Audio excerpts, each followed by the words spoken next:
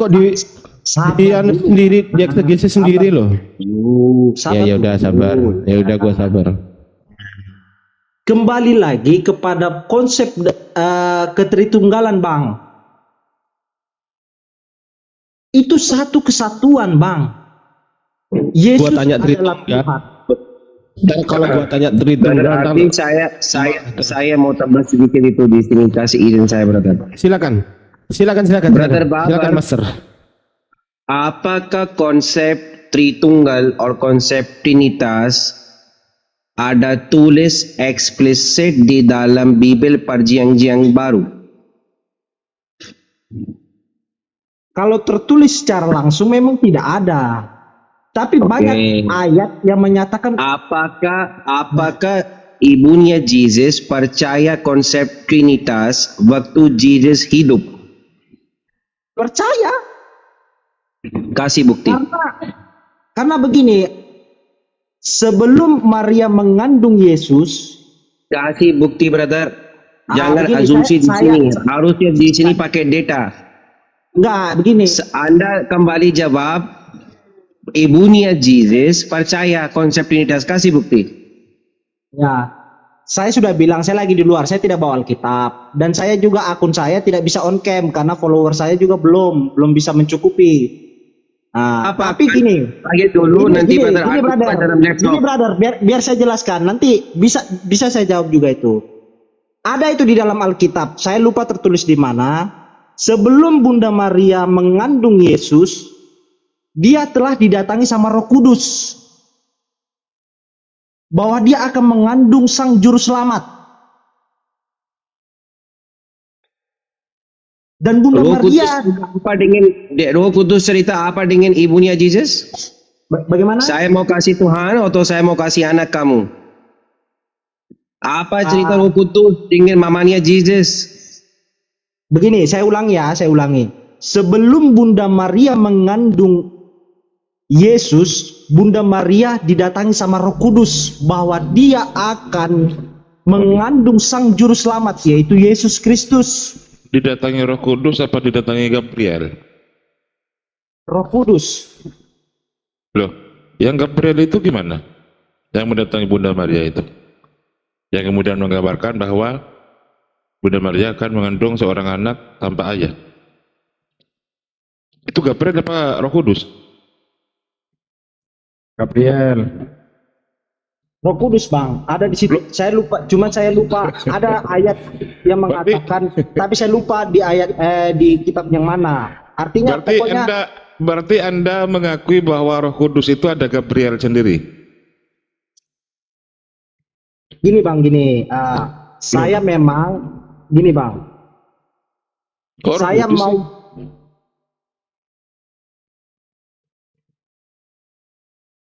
Gabriel itu apa ada Roh di- Kudus? Roh Kudus ada itu. Saya lupa memang tertulis di mana. Tertulisnya di mana? Makanya sama Brother Zia itu kan kamu pakai data kalau ngomong itu, jangan asumsi. Bukan asumsi, Bang, karena saya pernah membaca, tapi saya memang lupa. Ya berarti Anda mengakui ya kalau Gabriel itu adalah Roh Kudus, bukan bagian dari Allah, bukan bagian dari Tritunggal. Siapa, Bang?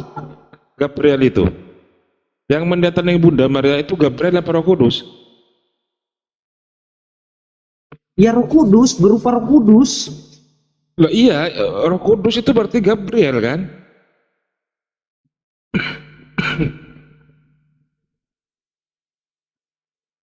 Oh, Iya, memang Roh Kudus. loh, Gabriel apa Roh Kudus? Aduh, pokoknya di Alkitab itu dikatakan bahwa Bunda Maria didatangi sama Roh Kudus. Kalau di bawa pokoknya, Pak, bawa data bukan pokoknya. Iya, Data saya dulu. berbicara ini juga, Bang. Boleh. Apa yang sudah pernah saya lihat di Alkitab, cuman memang saya lupa. Oke, di Alkitab mana? Di mana bunyi ayatnya? Aku cariin. Kan saya sudah bilang, Bang, saya lupa. Ludora Tapi bantu kalau- bantu nggak Ludora itu? Ludora bantu untuk Ya, Saudara. Menurut Saudara, Gabriel itu adalah Roh Kudus itu sendiri, Saudara.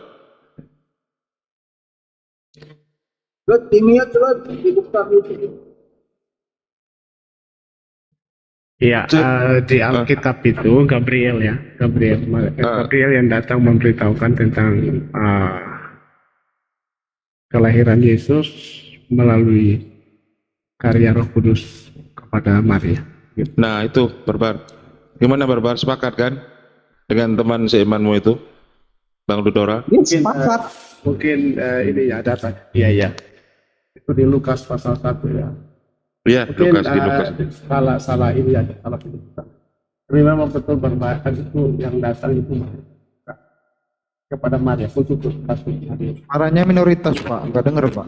Suaranya gedein aja Bang Lut, nggak apa-apa, santai aja. Ya sudah gede ini. Ya.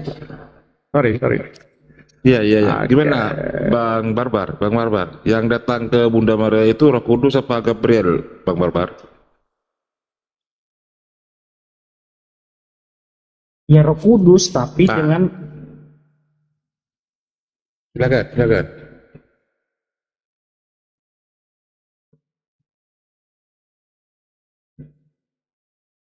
Silakan, Bang Barbar.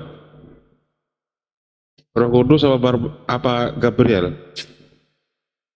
Noise ini siapa ya? Sata Arif jelas dulu. Mana ada noise Bang Madu biasanya. Waduh. Tarik. Dari tadi dia Tarik. Bang Dari tadi aku nggak mute. Entah mute dicopot. Brother Ardi, Temen. Iya, siap, Mualim. buka Markus 10:45. I'm sorry, Mualim. Saya masih mau beli obat dulu ini, beli obat batuk ini sama beli kalpanak ini. Mau keluar dulu bentar. Kalian Anak Aki. sekalian potret Bang Ardian. Berapa Aki? Enggak, soalnya saya batuk pilek ini. Batuk pilek aku. dibaca aja. Dibaca sama Ludora aja Markus 10 tuh yang apa Ustaz? Ya. Lanjut dulu ya teman-teman, lanjut dulu. 10:45 Dora dibaca. Markus 10:45. Markus 10:45. Markus 10. Juga di Lukas pasal 1 itu. Ada. Karena anak manusia juga ada kata bukan untuk dilayani, melainkan untuk melayani dan untuk memberikan nyawanya menjadi tebusan bagi banyak orang. Itu Aki. Bang Ardian saya. Aki siap.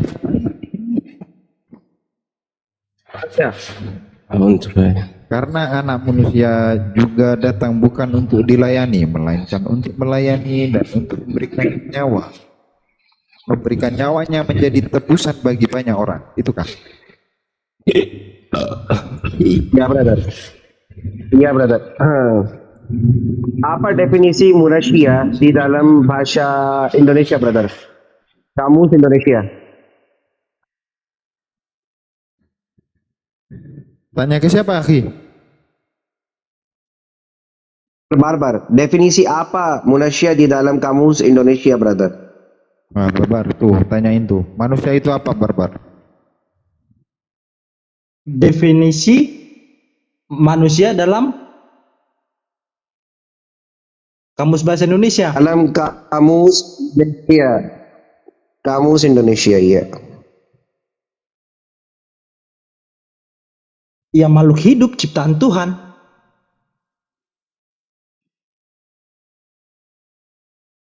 Definisi apa manusia di dalam kamus Indonesia, brother? Makhluk hidup ciptaan Tuhan.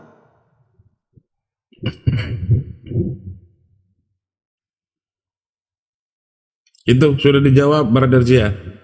Katanya manusia itu adalah makhluk hidup ciptaan Tuhan. Oke, di dalam manusia, brother, ada dua tipe, brother, atau tidak? Wanita dan laki-laki, betul? Di dalam manusia ada dua tipe. Betul. Ya, betul. Oke. Waktu di sini cerita anak manusia atau di dalam bahasa Inggris Son of Man, Jesus itu anak siapa? Maryam? Maria, Bunda Maria. Tapi gak ada laki-laki doh? Gak ada bapak doh? Iya. Kenapa cerita son of anak manusia di sana yang nggak ada bapa? Berarti kalau laki-laki itu maksud brother sih ya, berarti itu Iya. merupakan manusia kan? Brother, manusia definisi itu ada dua tip di dalam manusia, laki-laki dan wanita. Ada Nah, laki-laki ada perempuan. yang cerita seperti son of man atau son of manusia, anak manusia, artinya ada dua tip di dalam. Jesus anak juga dari laki-laki dan Jesus anak juga dengan wanita. Misal saya cerita saya son of manusia ya. Kenapa saya bisa cerita seperti itu? Saya ada bapa juga dan ibu juga. Benar? Tapi Jesus tidak ada bapa. Jesus has no father. Why you write Iya, son of memang. man out over there? Iya. Makanya dikatakan Yesus lahir dari rahim sang perawan Bunda Maria. Artinya secara ininya dia memang tidak dikandung karena hubungan seksual antara laki-laki dan perempuan. Karena memang dia langsung diurapi dengan Roh Kudus.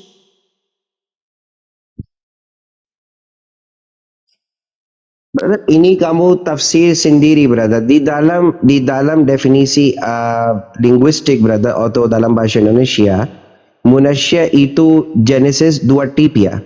Satu laki-laki, satu wanita. Yang Jesus tidak ada bapa, kenapa masuk kategori son of manusia? Kembali jawab, brother. Nah, dia memang Atau bukan anak manusia, manusia, brother. Brother begini. Dia bukan manusia, tapi dia menyerupai manusia. Kasih dalil dalam Bible ekspresi rupa manusia.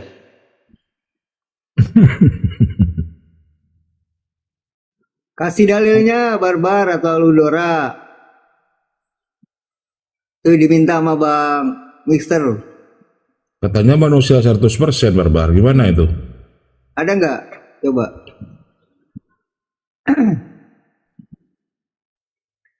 Ya, Silakan. ya, terima kasih. Silakan, Bang Barbar Lut. sebentar ya. Ya sebentar. Iya. Ya, memang betul. Definisi menurut kamus itu manusia itu adalah makhluk hidup ya yang berakal budi dengan dua jenis kelamin, laki-laki dan perempuan. Itu adalah definisi yang universal, tapi terkait dengan keberadaan Kristus atau Yesus. Dia adalah manusia, tapi keberadaannya di dalam dunia itu tidak melalui proses biologis. Nah, ada beberapa peristiwa tentang keberadaan manusia di dalam dunia tanpa, baik melalui biologis dan tanpa biologis.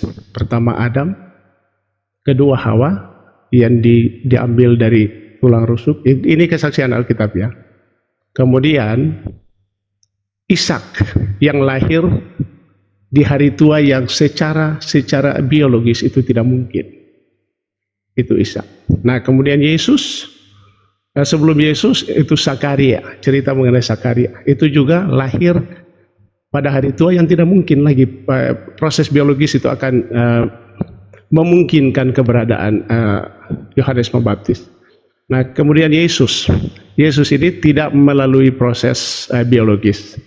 Jadi kemudian pada umumnya manusia itu, saya, kemudian Bang siapa tadi, kita semualah itu melalui proses biologis. Jadi Alkitab memberikan kepada kami orang Kristen catatan historis tentang eksistensi kemanusiaan manusia di dalam dunia ini. Dia tetap sebagai makhluk hidup. Brother, menurut Anda itu bukan salah dalam terjemahkan. Itu Jesus tidak, ya betul brother. Yang ingat saya brother, di dalam konsep agama Kristen dan Islam, Jesus waktu lahir tidak ada bapa, betul? Betul. Bukan tidak Itu ada apa-apa, tidak melalui proses biologis. Ya, itu miracle dari Tuhan ya. Saya mau bertanya, yang tidak ada bapa itu mukjizat dan miracle. Kenapa ada di sana tulis Son of Man, anak manusia? Kenapa tidak ada tulis di sana anak wanita? Waktu saya cerita son of man, artinya man kombinasi wanita dan laki-laki.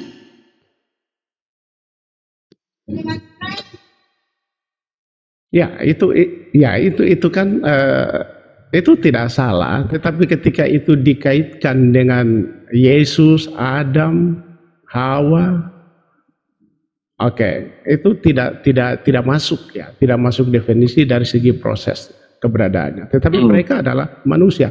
Adam itu adalah manusia, Adamah ya. Adam itu manusia. Jadi kalau son of man maksudnya itu adalah manusia.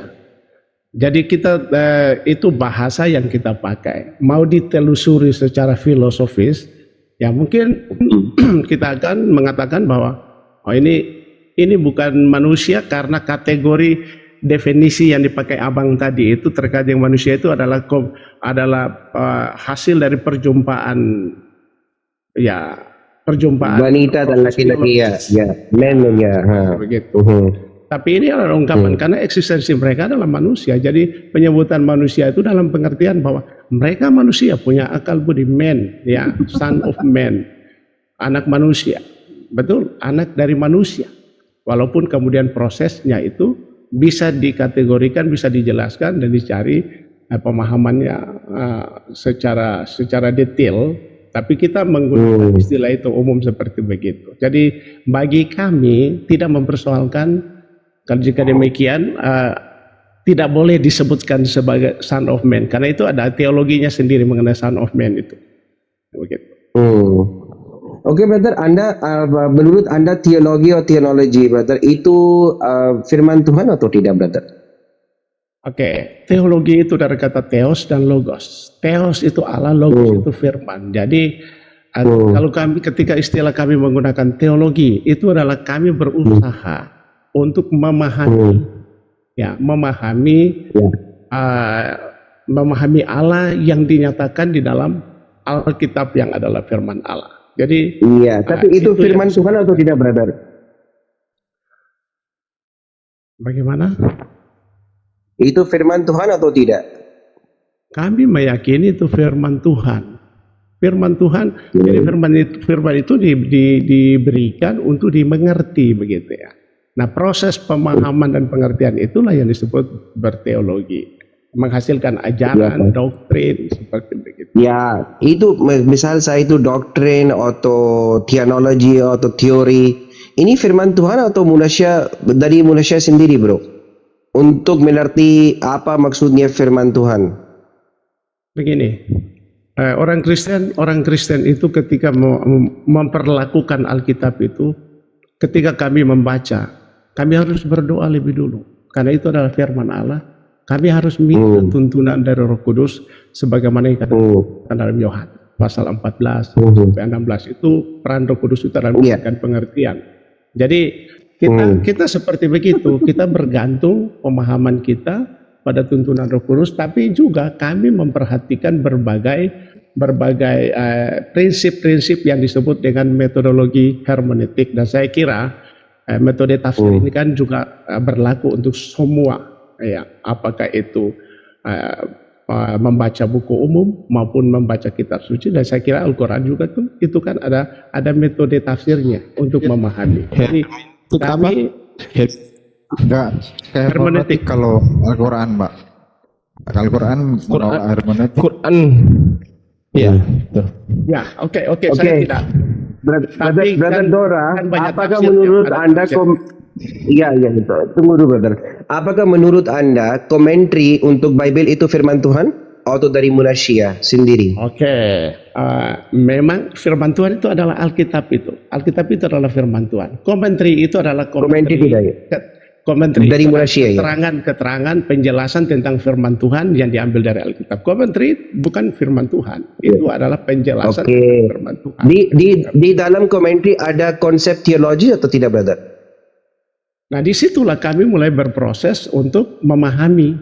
Jadi di situ adalah berdasarkan Anda yang sendiri cerita komentari itu bukan firman Tuhan, dan komentari di dalam komentari ada konsep theology di sini. Artinya theology itu bukan firman Tuhan ya. Yang bisa pakai, yang tidak bisa dipakai. Yang bisa iman atau tidak bisa diiman, tidak masalah. Oke? Saya kira ini kan kami sedang ini kan Alkitab yang kami sedang mempelajarinya. Jadi sikap hati kami itu adalah mengimani adalah firman Tuhan, dan berusaha untuk mengerti itulah bagaimana kami mempraktekkan firman itu. Nah, disitulah proses kami berteologi di situ. Ya, itu teologi yang mau praktek itu bukan firman Tuhan ya. Itu untuk apa? Tool untuk mengerti atau asbab untuk mengerti firman Tuhan ya. Begini, ketika kami berusaha untuk menerapkan apa yang kami mengerti dari Alkitab itu, kami sedang menjalankan firman itu. Tapi bukan firman Tuhan. Firman Tuhan itu Alkitabnya. Ya, Kami itu selesai. Firman Allah. Oke, Anda mau kembali jawab orang Muslim dari teologi atau dari firman Tuhan, brother? Philip dulu. Nggak bisa dibedakan begitu. Karena kenapa nggak bisa bedakan? Anda yang sudah beda, brother, tunggu dulu. Anda yang sudah bedakan sendiri, Bibel itu firman Tuhan, tapi teologi itu bukan firman Tuhan. Anda yang sendiri bedakan. Komentari, minta maaf, bukan teologi. Saya sudah cerita ada teologi dalam komentari. Anda setuju ya, ada teologi dalam komentari, dan komentari tidak. Saya yang bicara, saya punya pikiran, jadi jangan ditafsirkan lebih. Saya memang mengatakan Alkitab itu adalah firman Tuhan. Dalam mencari makna, kemudian diterapkan, disitulah kami berusaha untuk berteologi. Tapi kami berpegang pada firman Tuhan. Jadi di sini kalau mau dibedakan itu adalah bahwa kitab itu adalah firman Tuhan. Hal melakukan firman Tuhan itulah yang diusahakan melalui proses hermeneutik kami, menafsir Alkitab itu dan melakukan firman Tuhan.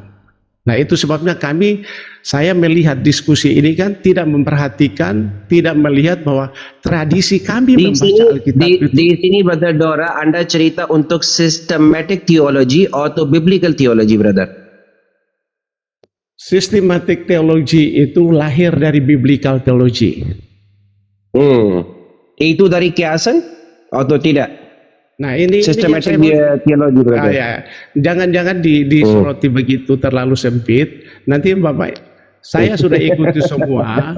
Begini, dengar dulu ya. Brother Dora, tidak ada yang satu scholar bapak-bapak dalam gereja dan semua Katolik, Protestan, Unitarian, semua scholar Anda tidak cerita seperti Anda ya, yang teologi itu firman Tuhan atau tidak berbeda dengan firman Tuhan. Teologi itu bukan firman Tuhan, brother. Menurut scholar mayoritas di dalam agama Kristen. Anda yang sendiri cerita teologi dan firman Tuhan gak bisa berbeda. Tapi menurut scholar agama Kristen mayoritas, biblical theology atau Semitic theology itu bukan firman Tuhan. Oke, saya mengerti apa yang Bapak kasih tahu. Perkembangan hermeneutik Alkitab itu mengalami berbagai proses.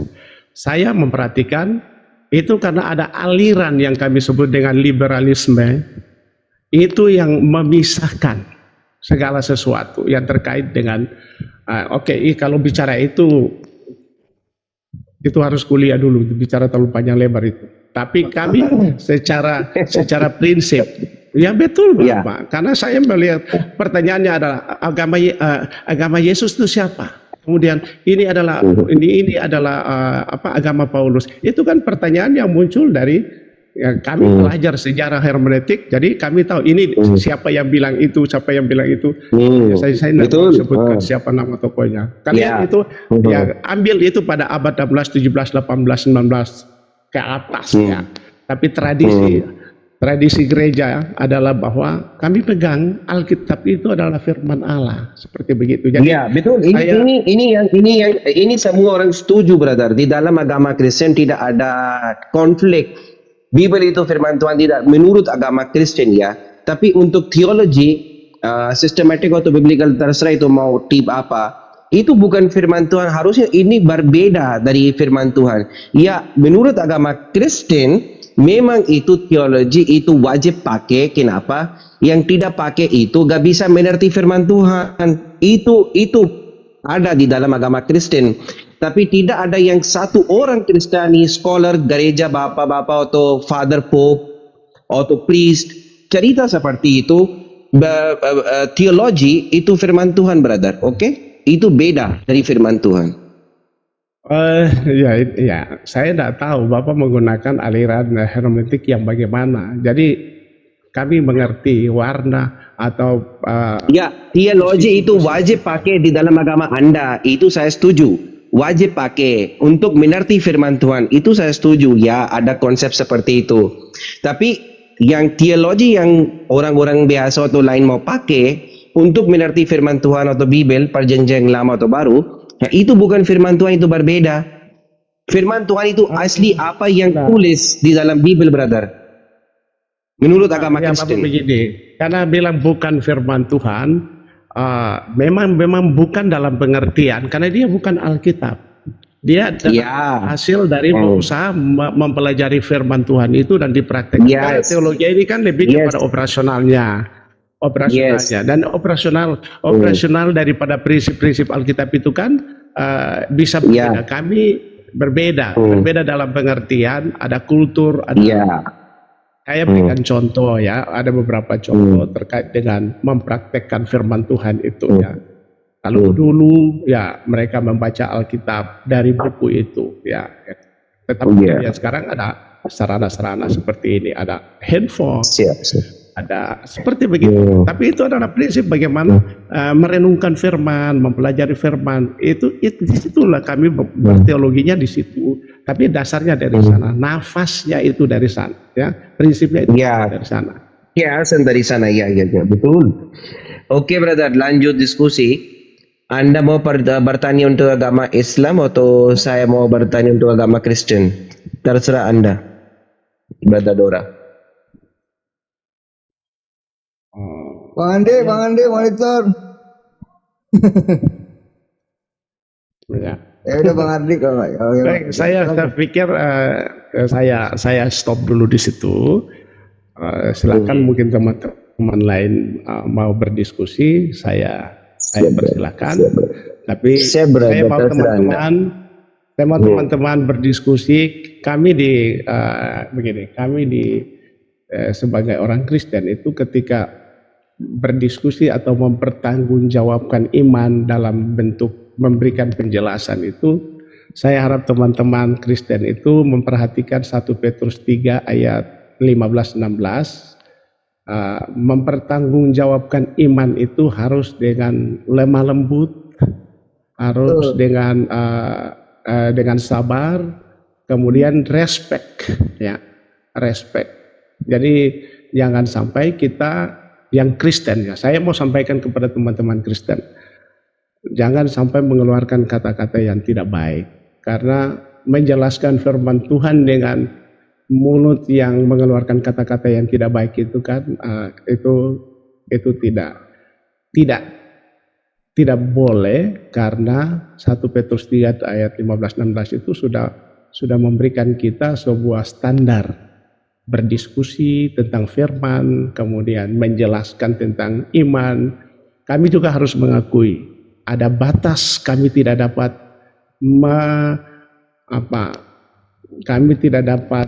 mendeskripsi, ada batas, kami tidak dapat mendeskripsi semua pertanyaan-pertanyaan yang terkait dengan eksistensi Allah.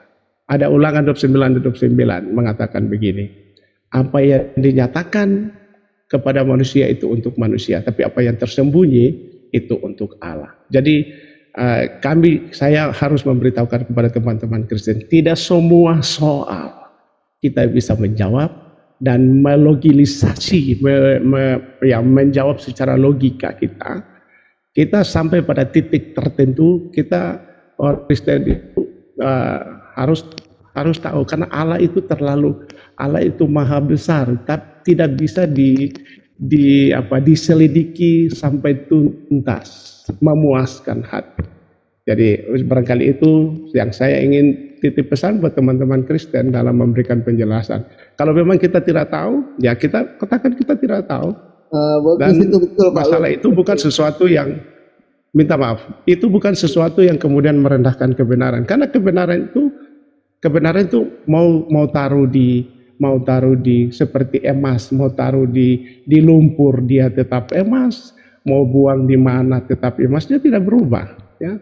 Hanya kami dalam pencarian ini kita tidak sempurna. Pengajaran Paulus di dalam 1 Korintus 13 setelah pengajaran tentang kasih itu, ayat-ayat sekitar 10, 11, 12 ke bawah itu memberitahukan bahwa kita memahami Tuhan dalam keadaan manusia ini kan seperti kita melihat cermin di depan cermin yang kabur.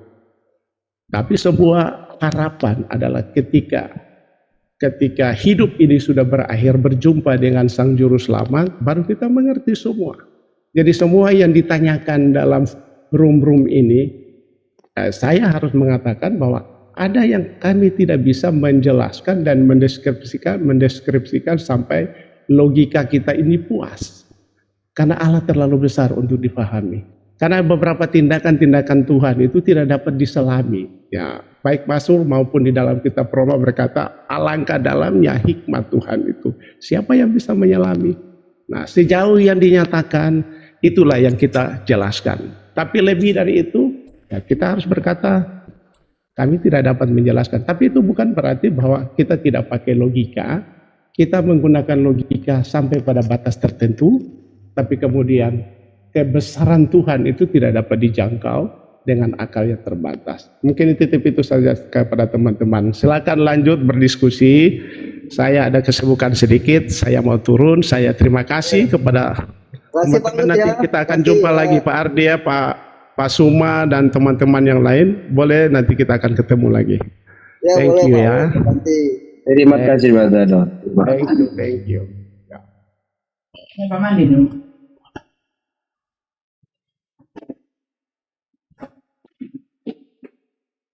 Pak Lukan, selamat malam Pak Lukan. Malam, maaf Ya. baru tiba. Pak Lukan Kristen ya? Saya Kristen. Ada yang mau disampaikan Pak? Apa mau diskusikan silakan? Ya, saya ikut-ikuti aja. Oh, ya, cuma Ya. itu kan kita judul kita tuh tujuan hidup Yesus Pak. Iya. Tuh. Bapak Tunggu, bisa menarasikan tunggu. itu silakan. Nanti Bapak Bang Nah, Marco, dulu. Bang Arif, Bang. Kalau tema begitu, apakah host Kristen? Oh, saya Islam, makanya saya kan bertanya. Itu kan ada tanda tanya itu. Oh gitu ya.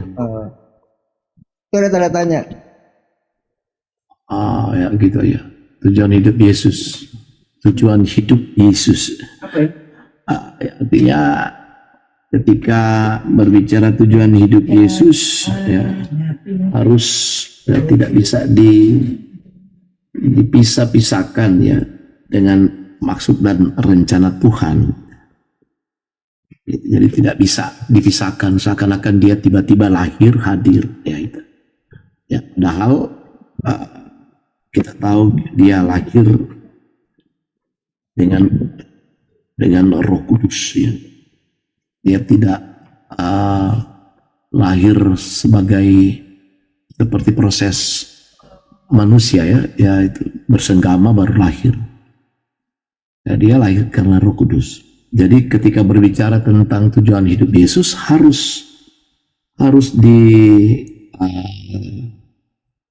dikaitkan dengan apa maksud Tuhan dalam kitab-kitab terdahulu ya sebelum Yesus hadir. Umat Kristiani menyadari bahwa kehadiran Yesus tidak lepas dengan nubuatan-nubuatan.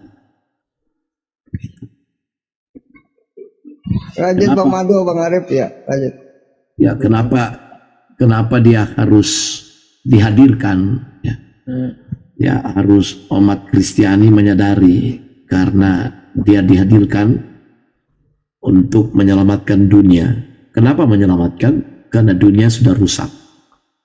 Dalam Kejadian 6 ayat 6, Allah menyesal membuat manusia. Itu kejadian itu. Kenapa harus menyesal? Karena peristiwa Kejadian pasal 3, yaitu ketika manusia jatuh di dalam dosa. Apa dosa yang mereka lakukan? Ya, pelanggaran ketika mereka harus terjebak dengan godaan iblis. Godaan iblis itu apa? Ya, godaan iblis itu mengatakan makanlah buah itu, maka kamu akan menjadi seperti mereka. Jadi kejatuhan manusia dalam dosa itu bukan karena makan buah terlarang, tetapi karena mereka ingin menjadi seperti Tuhan. Gitu. Godaan itu yang akhirnya mencederai peristiwa Eden pada waktu itu. Narasi-narasi itu dibangun dalam teks Perjanjian Lama untuk dimengerti bahwa kenapa dunia itu harus rusak, ya, karena manusia ciptaan yang sebenarnya sempurna tetapi lemah gitu. Kenapa lemah? Nah, itu ada kaitan dengan dunia yang belum dijadikan. Karena kita tahu dalam Alkitab, ya, dalam kekristenan menyadari sebelum dunia dijadikan ada dunia Tuhan, yaitu dengan segala kekuasaan dan kekuatannya bersama dengan malaikat-malaikatnya. Malaikatnya dalam kekristenan ada banyak bentuk, ada kira-kira 10, antara lain serafim, kerub-kerub, Michael, Jibrail, dan ada satu malaikat yang sangat dipercayakan yang namanya bintang timur itu, yang akhirnya disebut bintang kejora, yang Brother kemudian Lukin, sorry saya mau tambah sedikit 1 menit. Brother Lukin, apakah bisa Anda kasih info apa konsep di dalam Perjanjian Lama untuk Tuhan dan apa konsep di dalam Perjanjian Baru untuk Tuhan? Apakah itu sama atau beda? Silakan kasih bukti, brother. memang Tuhan itu adalah apa namanya, ya, gelar, ya, sebab kata Allah memang masih dipersoalkan, ya. Maka itu dalam teks Ibrani sebenarnya nama Allah itu dari konsonan yang ada 4 konsonan huruf, ya, Yod, He, Waw, He, ya, Yahweh, itu tanpa huruf vokal.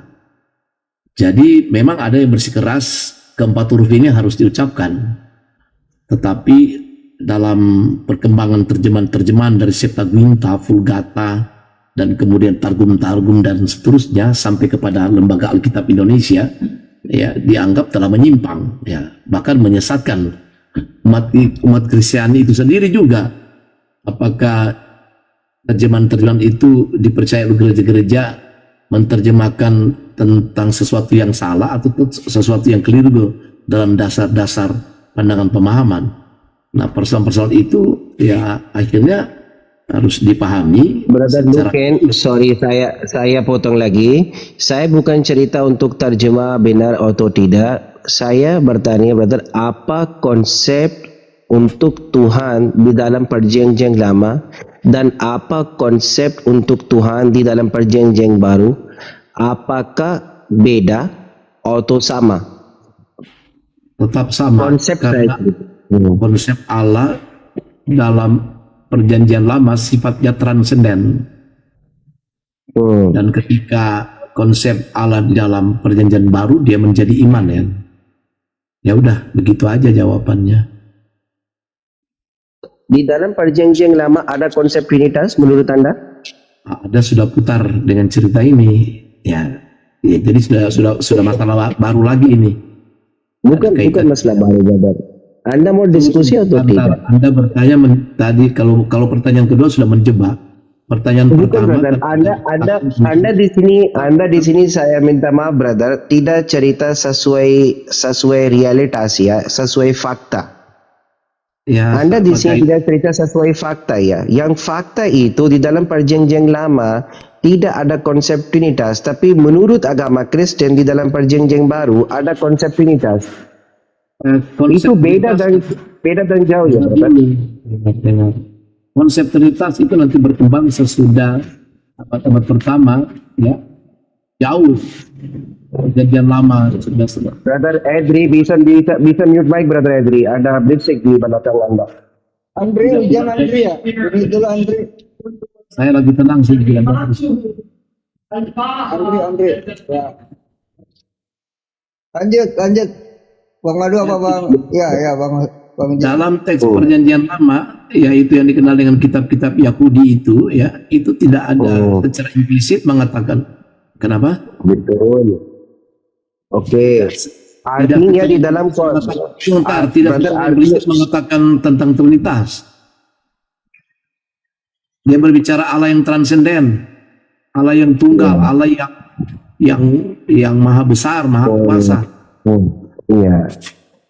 Artinya beda konsep Tuhan di dalam perjanjian lama dan perjanjian baru. Kenapa? Anda yang sendiri cerita di dalam perjanjian lama tidak ada konsep Trinitas, tapi di dalam perjanjian baru ada. Tidak, saya berdasarkan pertanyaan Anda. Ya, itu makanya saya katakan ini pertanyaan sudah menjebak. Saya ulang pertanyaan. Apakah konsep Trinitas ada di dalam perjanjian lama? Dengar dulu, sejarah Trinitas itu nanti kebelakangan, tetapi ketika Anda bertanya seperti itu berdasarkan teks-teks Alkitab, itu ada. Tidak ada. Silakan kasih bukti. Itu tidak perlu dibuktikan karena kamu bukan umat Kristen. Ini lintas agama. Ini brother Goman untuk diskusi lintas agama, bro. Kalau diskusi, kalau saya Anda jawab, mau diskusi? kalau Anda dia jawab. Anda dia jawab. Oke. Di mana? Yang jawab pakai bukti, bro. Misal saya kasih contoh, brother. Tunggu dulu, dengar saya. Contoh, brother Lukin. Anda bertanya dengan agama saya, ya. Saya kembali jawab. Anda minta bukti, saya kasih bukti. Itu diskusi santai, ya. Dengar, oke. Tapi Anda di sini cerita, tapi dia kasih bukti. Bagaimana saya percaya Anda? Bukan, bos, karena Anda menempatkan Trinitas pada saat perjanjian lama itu, ketika kami menjawab brother saudara, dengar saya. Konsep Trinitas itu konsep untuk Tuhan, brother. Tidak, ini konsep Trinitas konsep untuk Tuhan. Saya bertanya dengan Anda, apakah konsep di dalam agama apakah konsep Tuhan di dalam perjanjian lama dan di perjanjian baru sama atau beda? Sudah ada. Anda kembali jawab itu sama. Tapi menurut saya beda. Kenapa? Menurut agama Kristen di dalam perjanjian lama nggak ada konsep Trinitas, tapi baru ada. Saya tanya, di mana itu yang tidak ada? Coba buktikan. Kasih bukti ada. Mana? Yang bilang tidak ada tentang Trinitas dalam perjanjian. Yang kasih bukti nggak? Coba kalau kamu mengatakan menurut Anda, oke. Kan menurut Anda di dalam perjanjian lama ada konsep Trinitas atau tidak? Ada. Sekarang kamu bilang tidak ada. Kasih bukti. Di mana? Saya cerita nggak ada. Menurut saya nggak ada. Kenapa? Saya tidak lihat. Saya sudah baca perjanjian lama 3 kali. Itu karena putar lagi. Yang buku 5 buku tidak ada. Ya. Saya tanya buktinya di mana tidak adanya. Loh, yang namanya tidak ada itu nggak ada, bro. Yang ditanyakan yang tidak ada. Baik saya jawab. Yang ditanyakan tuh yang ada, bro. Baik saya jawab. Gimana sih? Ya, supaya tidak ada penasaran. Nanti kalau jawab jangan sanggah, karena Anda tidak tahu kan? Anda sudah katakan tidak tahu. Baik saya jawab ya. Jadi konsep Allah dalam perjanjian lama sebenarnya itu sudah ada ketika pada mulanya itu Allah, itu kata Elohim ya, menciptakan langit dan bumi. Firman ya. Firman bersama-sama dengan Allah. Itu ada keterkaitan Kejadian pasal 1, Kejadian pasal 3 dengan Yohanes pasal 1 ayat 1. Tunggu dulu, hati-hati brother. Brother arti bisa buka cam itu, brother. Firman ada, tontar dulu. Firman adalah logos. Ya. Logos itu bukan cerita. Brother Lukin 1 per 1 dulu, jangan kasih banyak ayat langsung. Harus saya lihat bukti 1 per 1, bro. Pertama bukti apa, brother, dari perjanjian lama? Ya. Mana dulu bukti? Bunda Rama, assalamualaikum Bunda. Waalaikumsalam warahmatullahi. Yes, Brother Luken. Ya, Bunda. Bukti yang pertama. ya kalau dikatakan seperti itu nanti dianggap kamu akan putar lagi dengan pertanyaan yang lain. Jadi Ya Allah Subhanahu wa taala. Brother Abi atau Brother Ardi lanjut. Kenapa saya tidak ada apa? Saya nggak mau paksa orang, brother. Saya sudah cerita satu kali untuk konsep Tuhan di dalam perjanjian lama atau baru sama atau tidak. Luken kembali jawab sama. Bagaimana sama? Di dalam perjanjian lama nggak ada konsep Trinitas. Tapi menurut Anda di dalam perjanjian baru ada. Nah, itu sudah berbeda konsep Tuhan di dalam perjanjian lama dan baru, brother. tidak itu Bang Ardi, karena lanjut Bang Ardi. Bang Jiang Itu katanya- siap. Kira-kira yang membuat konsep Trinitas pertama itu siapa ya?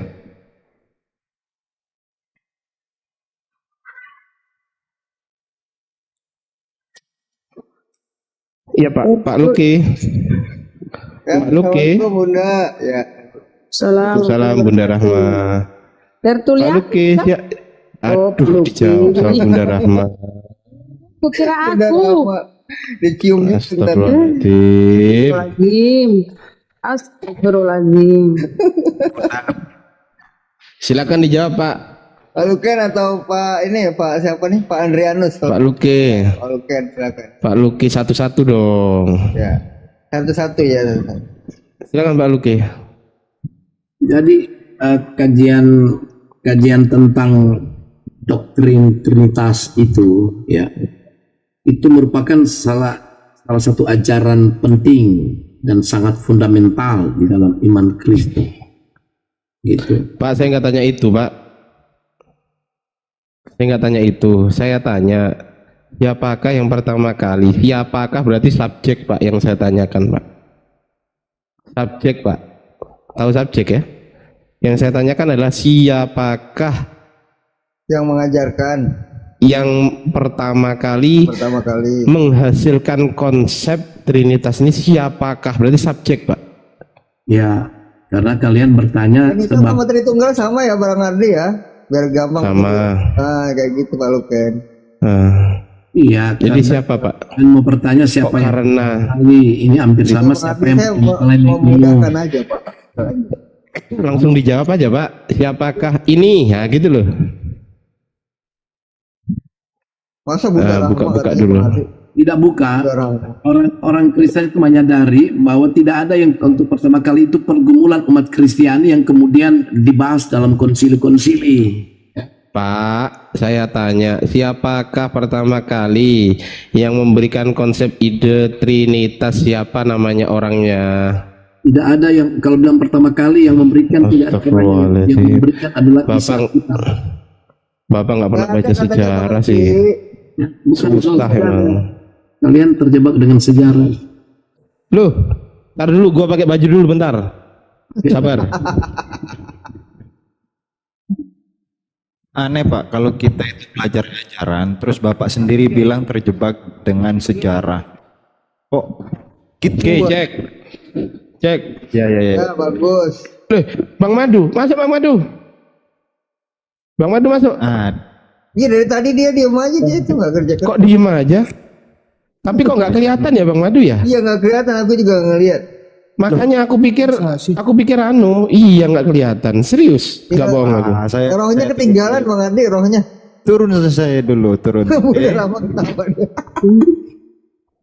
Loh, kabur juga. Pertanyaan Kabur juga dia. Bang Ardi bertanya. Aduh. Ya. Di mana itu, brother lu? Baru yang mulai. Dia bilang gini, Anda terjebak oleh sejarah, padahal sejarah sendiri. Aduh, gimana itu? Saya yang disalahin. Brother Ardi, kasih saya nomor WA, brother. Saya mau kasih kamu 2 sampai 3 bukti. Nanti Anda bertanya itu dalam bahasa Indonesia, oke? Baik brother. Saya WA ya. Saya WA. WA dulu, brother. Saya anu ya. Ini Bang Adrianus diajak, Bang Madu komentar. Ustadz Arif. Bang Adrian, oh mental. Naik lagi naik. Ini kok suara saya nggak ada yang dengar ini. Ada tadi kecil. Ada suara Nggak hujan. di mute saya. Saya di mute. Cek. Enggak, ada Bang Adrianus hujan. Tadi hujan ya. Itu ada Host suara. gedein Bang Madu Kubah. Host Di gedein mute Madu Kubah. saya. Host. Ya Pak, gimana Pak? Mau lanjutin Pak? Yang tadi itu Pak, pertanyaan dari Afi. Ya, saya ini heran ya, orang Muslim ini selalu mempertanyakan Tritunggal. Terus dikasih jawabannya nggak percaya. Bukan Pak, nggak percaya Pak. Soalnya gini, dalam percaya. perjanjian lama. Nggak, padahal gini, dalam Quran aja itu tertulis. Nggak ada Pak. Ada. Bapak 1000 kali hatam Al-Quran nggak ada Pak. Di An-Nisa 4 ayat 1. An-Nisa 4 terus 71 tuh. An-Nisa 4. Baca An-Nisa nggak? 4 mana ada? An-Nisa 4 ayat berapa? 171. Mana Yesus ada An-Nisa disebut 4 apa? ayat 171? Mana Yesus disebut ada An-Nisa 4 apa di ayat situ? Kenapa Mau ada apa ini kok enggak nggak ada, sopan pokoknya sih? di Quran itu kan Mau ada tertulis. kalau nggak ada coba baca Pak. Oke, tar. Baca. Qurannya ya. Surat Quran dengar, bukan terjemahan loh. surah An-Nisa 171. Baca. Kalau bisa Hah? yang original itu paling artinya. Baca. Ntar, saya bacain kasih lu. Ya. Iya, ntar Qurannya gua yang baca. dibaca ya. Kenapa sih susah amat? Ya. Oke. Ngarang aja nih orang. Di situ dikatakan bahwa Yesus adalah kalimatullah. Artinya firman Allah. Ini dibaca Pak. Coba dibantah coba. Benar nggak Qurannya tuh? yang dibaca, Pak. Hah?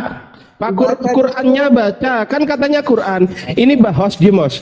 Ini bahas Quran atau bahas translate Quran? Tapi jadi panas Pak Abi. Jadi Terserah saya. Ini- Terserah saya. Lu mau bilang saya ngapain saya baca Quran kamu? Aneh. Kita bukan orang Muslim, orang Islam, bukan orang Islam. Kok disuruh saya baca?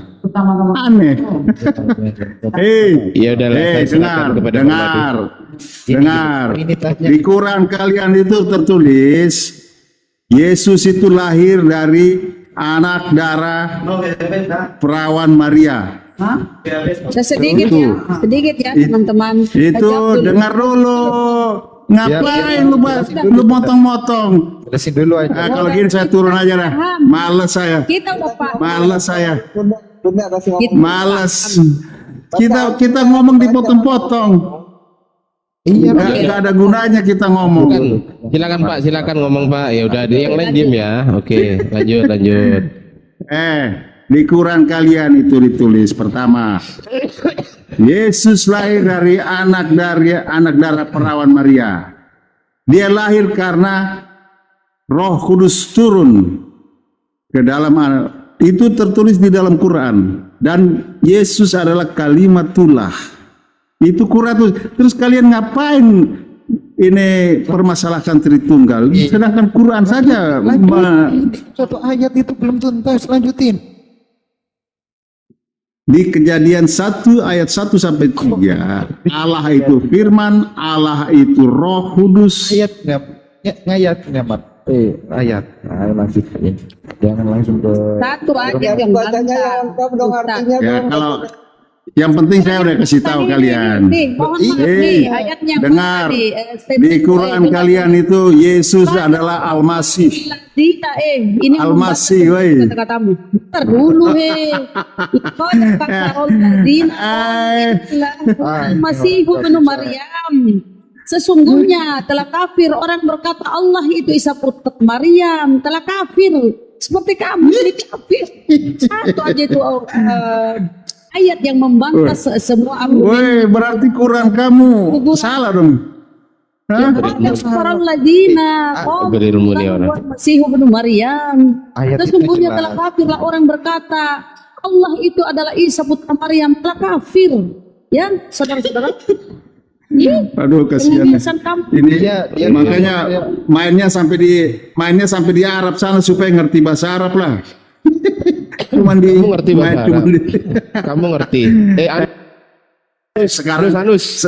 ya, Anus ngerti bahasa Arab, Anus. iya tol, kenapa tol? Tol. Loh, namamu kan Anus. Nama lu kan tol juga. Mana? Wong Ardiansah gitu loh. Mana? Namamu Anus gitu loh. Ayo, nggak bisa cara bukanya dia. Tol bego, lu kenapa mood gue? Aduh. Hah? Takut ya? Takut. Udah takut ya? Gua nggak Takut mute. ya? Kenapa? Pertama gue kasih tahu kalian ya.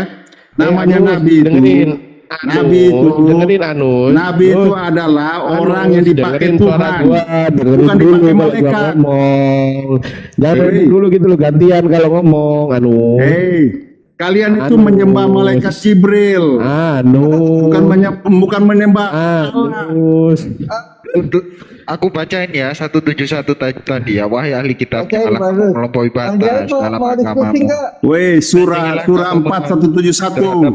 Iya, mau Iya, dibaca ini loh. ini, mau dibaca. Wahai Surah 4 ayat 171 kalimat tuhu al-kahai ila Maryam. Pakai buat didengerin. Surah An-Nisa Giginya 171. Mute Bang Abi. Di bawah aja, bacain aja Bang Adi, di bawah aja. Wahai ahli Nggak mau. kitab, janganlah kamu melampaui batas. Ini sudah peringatan nih, jangan melampaui batas dalam agamamu dan jangan kamu mengatakan terhadap Allah kecuali yang benar. Sesungguhnya Isa Al-Masih, Isa putra Maryam itu adalah utusan Allah yang diciptakan dengan kalimat yang disampaikan kepada Maryam dan roh darinya, maka berimanlah kepada kamu dan rasul-rasul yang jangan mengatakan Tuhan itu tiga. Berhentilah dulu. Ini malah ngetampol mulut kau sendiri. Sini aku tampol sama sepatu pakai kaki.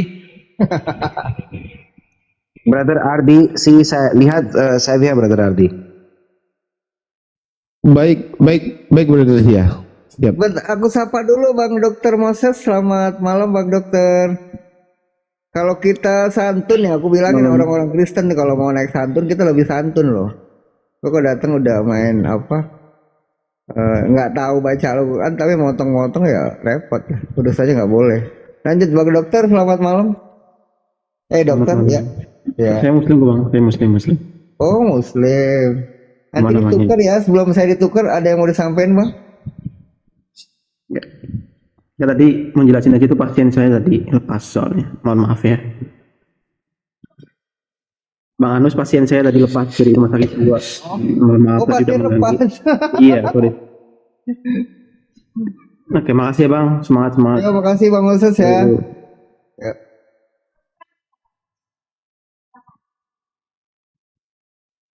Udah baca Al-Quran nggak tahu, baca artinya dipotong sebelah doang.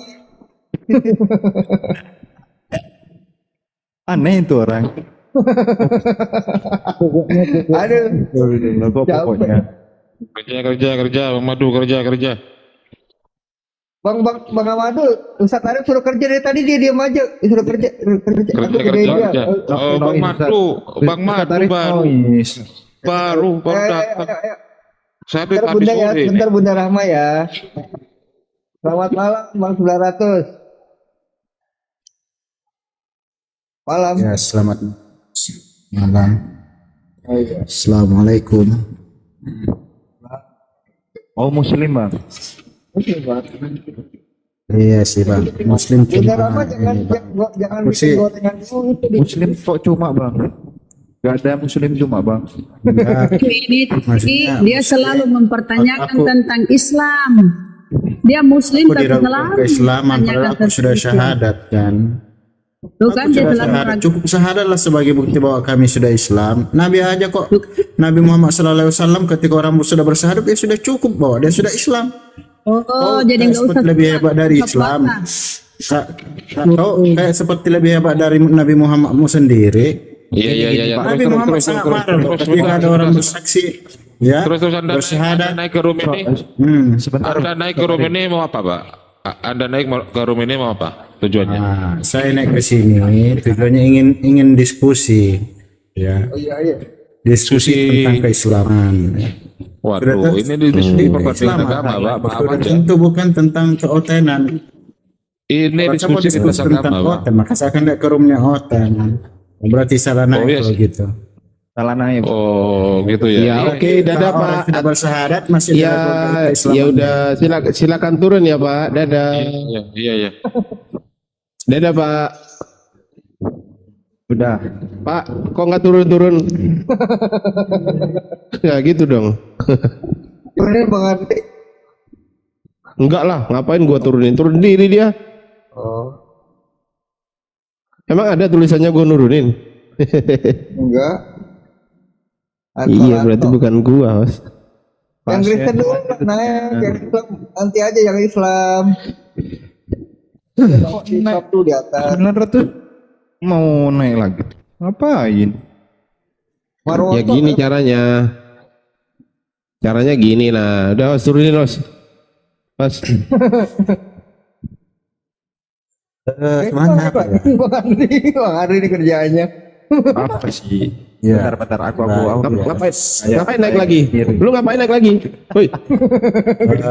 Saya mau nanya, ya, Iya. apakah benar kisah ini ketika Rasulullah Sallallahu Alaihi Wasallam Nabi Muhammad mendengar kisah bahwa ada seorang sahabat ya memenggal kepala orang kafir yang sudah bersyahadat. Reaksinya Nabi Muhammad bagaimana itu, Bang? Dasarnya di Nggak mana tahu, Pak? nggak tahu. Pak, bentar Bang Andi ini dulu. Enggak tahu. Dasarnya di mana itu Pak? Pertanyaan itu Abang dasarnya bisa baca. di mana datanya? Abang bisa baca Woi, ya saya tanya datanya dari mana, kisah woi? peran Rasulullah Sallallahu Alaihi Wasallam. Woi, dijawab datanya dari Ketika mana? salah seorang sahabat memenggal kepala, Ya, itu datanya dari mana? memenggal kepala orang yang sudah bersyahadat, Bang. Kalau kau pergi aja lah Ya, kau. tunggu saya tampilkan datanya, Bang. Kisahnya di mana, Enggak. sahabatnya di Saya mana, tahu, boleh. saya tahu. Kalau mau pakai data Iya, boleh, iya. Bang. Terus kenapa Pak? 900 kenapa? Kenapa itu? Ya, Pak 900 mau apa? terusnya gini, Bang ya. Apa? Ketika seseorang sebenarnya sudah mengaku dirinya Muslim, kok masih diragukan Muslim? Apakah syahadat itu tidak cukup sebagai pembuktian bahwa orang itu sudah Muslim, Bang? Berkaon. Hatinya itu sudah cukup urusannya dengan Allah, Bang. Ya udah Bapak Muslim. Jangan Terus saya Muslim. Ya udah Mau saya doang enggak sholat gitu kan? Kalau Muslim di bawah aja. enggak, saya sholat. Muslimannya. Saya sholat itu Coba bukan dicek karena dulu saya ke takut Muslim. dosa, Bang. Gimana? Apa sih? Boleh. Pak, dengerin. Boleh. Iktidal doanya gimana, Pak? Pak, doanya iktidal gimana? Hah? Rabbana Rabbana gimana? lakal hamd. Gimana iktidal, Pak? Rabbana Nah, oke, lakal terus? hamd. Terus? Terus? Ya, singkat. Nah, Lengkapin apa? kok gitu? Terus Gitu aja Pak. Kok cuman gitu? iya memang itu yang saya amalkan dalam sholat. Sami Allahu liman hamidah. Rabbana lakal hamd. Kalau Ada iftitah banyak, Bang. gimana? Ya, Kalau iftitah Allahu gimana? Akbar. Gini, Bang. Doa itu, sholat itu banyak ragamnya, Bang ya. Gimana Enggak iftitah? seragam dong. Hah? Iftitah. Allahu Akbar Iftitah. kabira. Allahu Akbar kabira. Walhamdulillahi katsira. Wa subhanallahi bukrata wa asila. Terus. Seterusnya, Bang. Seterusnya. Oke, terus at-tahiyatul At-tahiyatul mubarakatus salawatut tayyibatul lillahi assalamu Nah, alaikum terus? ayyuhan nabi wa rahmatullahi wa barakatuh. terus? Apalagi, Iya, Pak? terus belum selesai, terus. Sudah, Terus? sudah cukup mewakili aja. Belum cukup, belum. Tadi dulu diam teman-teman. Belum selesai. Terus gimana? Begini, Bang. Apakah ada Enggak, riwayat itu terus ketika belum seseorang- selesai. Pada Gini, saat Bang. sami Allahu liman Bagaimana hamidah. ada Gimana? riwayatnya Nabi Muhammad ketika ingin Pada mengajak sami seorang muslim harus Allahu liman membacakan hamidah. Itu gimana? Tahiyatul suruh habisin soalnya di situ ada. Oh iya, tahiyatul dihabisin. Tahiyatul dihabisin dong. Masa cuma segitu? Dulu tadi baca mulu. Coba dibuka mute-nya. Tahiyatulnya dihabisin, Bang. Coba mau dengar. Tahiyatulnya dihabisin dulu. Ayo. pembuktian keislaman itu. At-tahiyatul mubarakatus sholawatut thayyibatul lillah. Terus lanjut. Sambung. Bro, pembuktian keislaman. Sambung dulu. Sambung Mana ada dulu. riwayatnya pembuktian keislaman dengan bacaan sholat, Bang? Sambung Baik. dulu. Bro, Bang Ardi, mana ada? bentar. Pembuktian keislaman itu nggak harus bacaan sholat, bro. Udah gini, mau Udah. 900 itu apa? Kau mau apa sih sebenarnya? Aku tanya. Ingat loh, kau belajar sejarah enggak? Ada enggak pembuktian keislaman harus dengan bacaan sholat? Loh, sudah cukup dengan syahadat, no. Makanya aku tanya. Makanya, Terus mau untuk apa kau suruh bacaan sholat? Udah cukup, ngapain kau begitu?